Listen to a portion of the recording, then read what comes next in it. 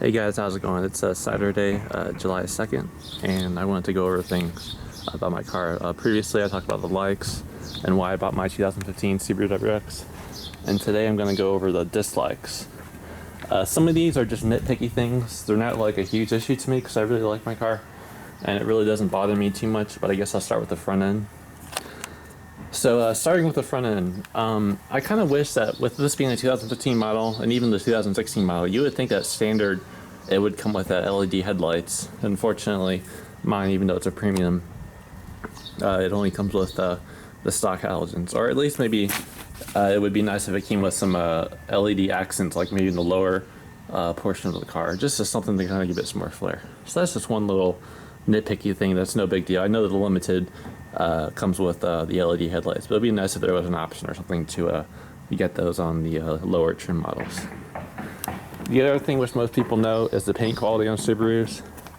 I don't know if the issue is that the car has a type of paint that's just supposed to be good for the environment, and so they use a thinner paint quality. But unfortunately, as many of you know, the paint is very thin on Subarus, and it's really easy to get rock chips and stuff. And I have a few little small marks, a little nicks that they're not a huge issue, but they do show up, if you really look for them, but it's not a huge issue. So yeah, the paint quality is definitely lacking. Another thing, this is another nitpicky thing, is the exhaust. You gotta clean it so often. I literally clean mine every other day because I'm pretty hard on mine, and those tips tend to get pretty dirty with the carbon and stuff when you're hiring the boost, and even when you're regular driving on the highway, it'll get built up. Another thing is, this is also a nitpicky thing, is the rims. I think when I first got the car, I really liked it because they're graphite color. I like the dark color. They kind of go nicely with the car. I guess the rim design, the overall rim design, is kind of plain to me, kind of boring. It just seems kind of simple. It'd be nice if they were actually 18s, which the 2017 and newer models now come with. But in terms of width and profile, it's pretty good. Nothing wrong with 235s, 45s, 17s, but it'd be nice if they're 18s. So that's just one little other nitpicky thing. The other thing, which is also a nitpicky thing, is the trunk. Unlock mine. To close it, it almost requires like a slam. Like if you just close it lightly, it won't close. Well, that time I did.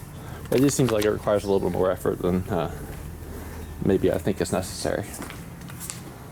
So yeah, those are some of the tiny nitpicky things that kind of bother me about the car. So just to go over the rim design, kind of boring. It'd be nice to get 18s. Exterior lacking LEDs. Subaru paint quality is pretty lacking for sure. The buildup of carbon in the exhaust is also another little annoying issue, and also the trunk. It seems like even the STI model requires somewhat of a slam to close the trunk. Well, I'm going to continue this video inside the car, and I'll go over some of the interior things that I want to talk about that I dislike. So I'll continue this pretty soon. Hey guys, continuing my video of the nitpicky dislikes. And again, I'm not trying to talk bad about this car. I love this car. These are just some of the things I've noticed over the past 2 years of ownership.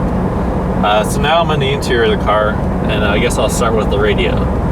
A lot of people complain about the radio head unit being really cheap, and obviously for the 2016 model, it's pretty simple. It's a basic system, and unless you have the Limited model with the Harman Kardon sound system, you have a slightly improved sound quality as well as a slightly better head unit with navigation and what have you. The sound, I only have the premium, so I only have the cheap bass radio. So it's definitely pretty lacking. There's not a lot of bass. When you start putting the volume high and the bass high, it starts to get the quality just seems to be lacking compared to say maybe a luxury car with a higher end sound system. So the radio head unit for 2015 model pretty much sucks.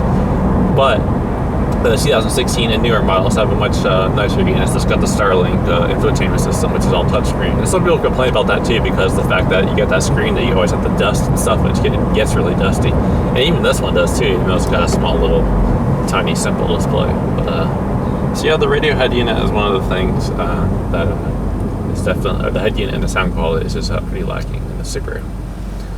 The other thing is I always use the triple gauges where I have the temperature, the oil temperature, average miles per gallon, as well as the boost PSI. Whenever it's wintertime and the temperature is like below, I want to say 54 degrees, I always have to reset that. It could be every day or every other day.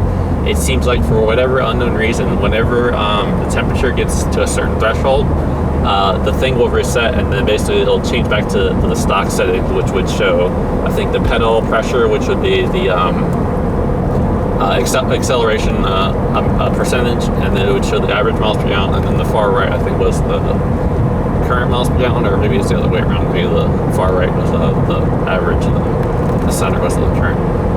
Yeah, so that's something that has to be reset all the time during the winter, but I don't have an issue with it in the summertime, so because it's warmer, obviously, so it's not really an issue at all.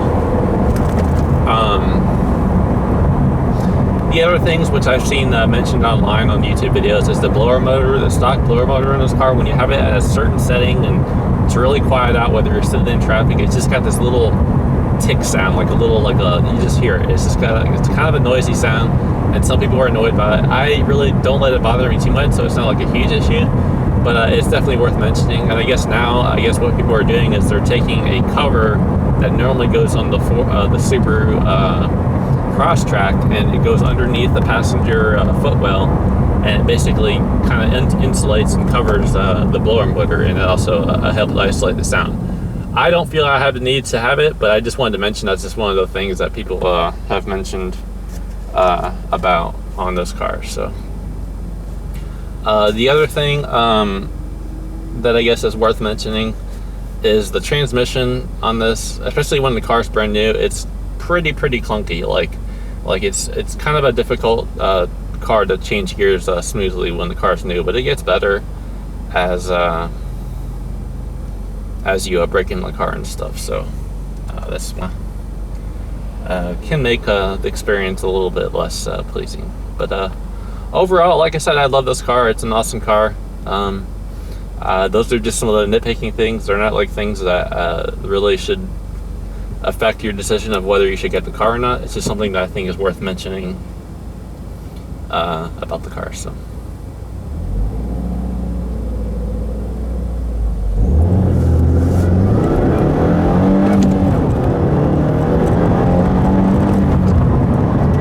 yeah, it's a fun car to drive fast, that's for sure.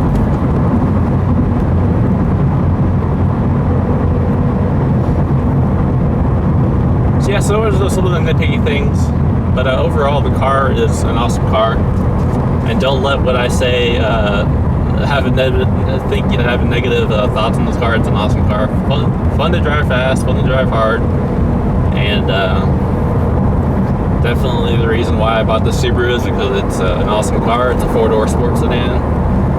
It's good on fuel economy when you're less on the boost, and it definitely is probably the best bang for buck when it comes to like a under $30,000 car. That'll get you a good 0 to 60 time and nice acceleration. So yeah. Anyways. One of the things I forgot to mention were the interior rattles. During the winter time, this car has a lot of unusual interior rattles just kind of floating about. They're not like major, but I only hear them in the winter time. This is one thing I forgot to add. But during the summertime, it's pretty quiet overall, the interior. But for me in the winter time, like for I'm on the highway passing over freeway expansion joints, there's an area by the dash cluster that would just make this really loud rattle sound. That's pretty much the only thing that kind of drove me crazy about the car. But yeah, I just thought I'd add that. So anyways, didn't want to make the video too long. Just wanted to talk about the few dislikes, and like I say always, thanks to you guys for watching my videos, and I appreciate all the likes and comments, and hope you guys have an awesome day, and I will cut the video. So I will see you guys next time. Peace out.